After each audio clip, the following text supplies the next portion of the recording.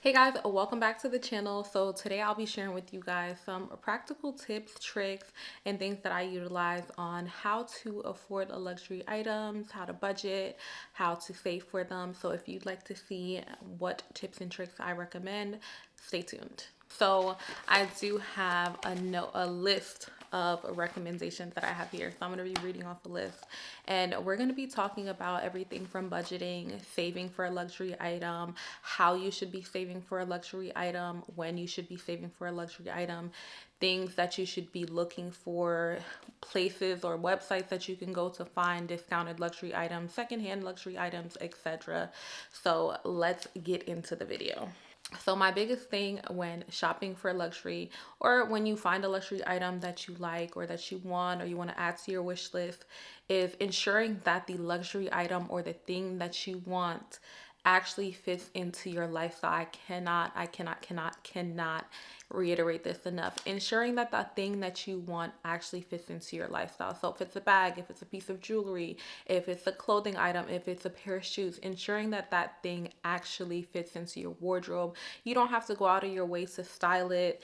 It's something that you can easily grab and go, and not have to worry about it. Oftentimes we get influenced by what we see on social media, or somebody has this bag, but being realistic, if you see somebody with a pink leopard print bag, nothing wrong with a pink leopard print bag, but if your whole entire wardrobe or your aesthetic is neutrals, the likelihood of you wearing a pink leopard print bag is slim to none. So just being smart when you're looking to invest in a luxury item or spend your money on a luxury item, because luxury items, they are an investment. So that is my number one rule, is when you're looking to purchase a luxury item or a designer item, making sure the item actually fits into your wardrobe. So going into the store, looking at it, styling it with some pieces that you have, just making maybe a mood board, something of that nature, to ensure that it really goes well with with your style, your aesthetic.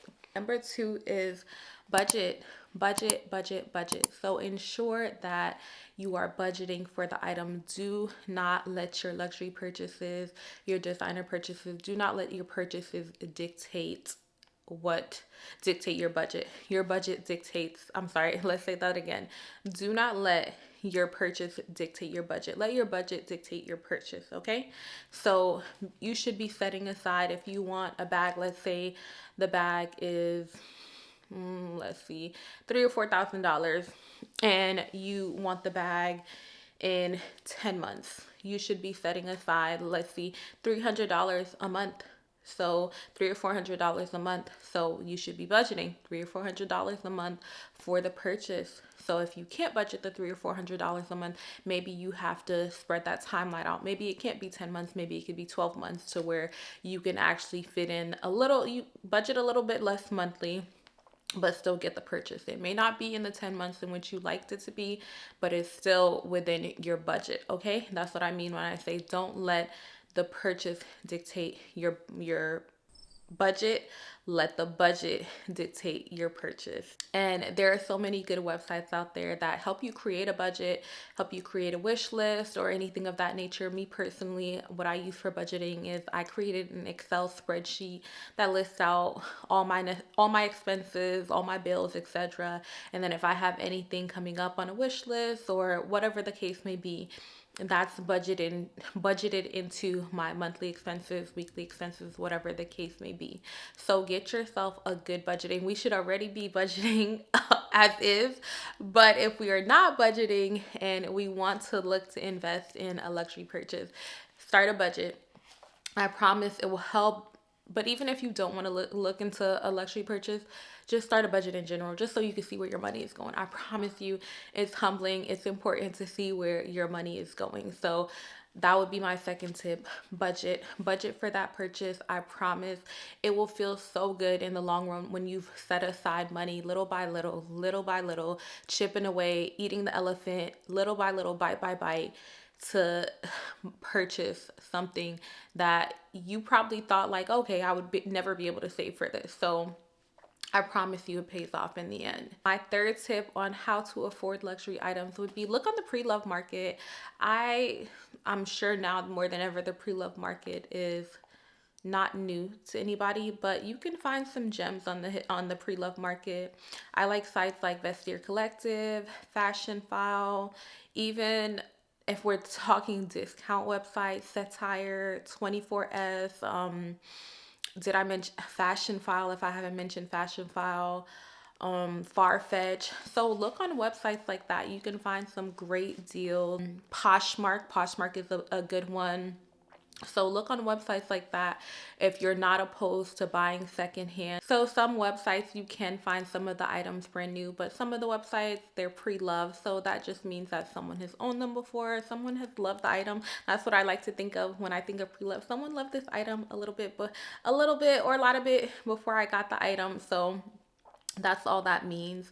And when you look on, I've personally shopped on Fashion File before, I've shopped Poshmark before, and sometimes you can find some great deals. Sometimes it's not so great. Sometimes it's more than retail. So in that instance, for me, it doesn't make sense if you're shopping pre-loved and the item is more than retail and it's actually available retail. That doesn't make any sense for me. But if you can find an item on the pre-loved market and it's a fraction of the cost or even a good bit of a discounted rate, that makes sense for a luxury purchase for sure. Helps you save money in that regard. So definitely check out luxury pre-loved markets. eBay is another good one.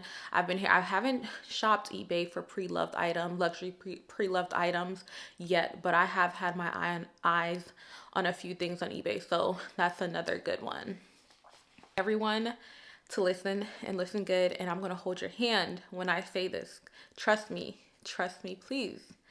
Do not, and I mean do not go in debt for luxury purchases. Take it from somebody who's gone in debt before, years before I was who I am now, for luxury purchases. Do not, please do not go in debt for luxury purchases. It is not worth it. It is not worth it. It is not worth it. If you don't have the money in your budget, number one, if we don't have a budget for it, we can't get it. If we have money on our credit card and we can get it on our credit card, but we don't have the money in our bank account, say with me, we can't get it. Okay?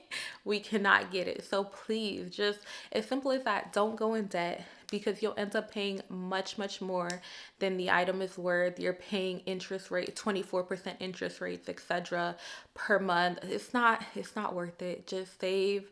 Figure out if you can afford it right now.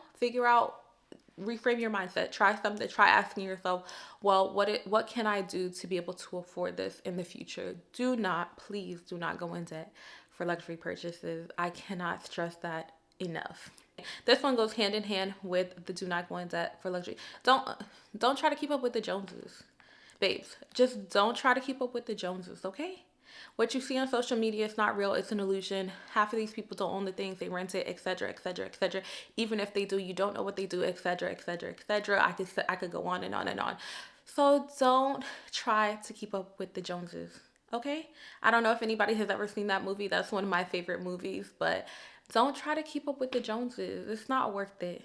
It's truly not worth it. Okay? I promise. My next tip on the list is don't buy it if they don't have the exact color variation that you want, the exact style that you want. Don't settle. Don't settle when buying it.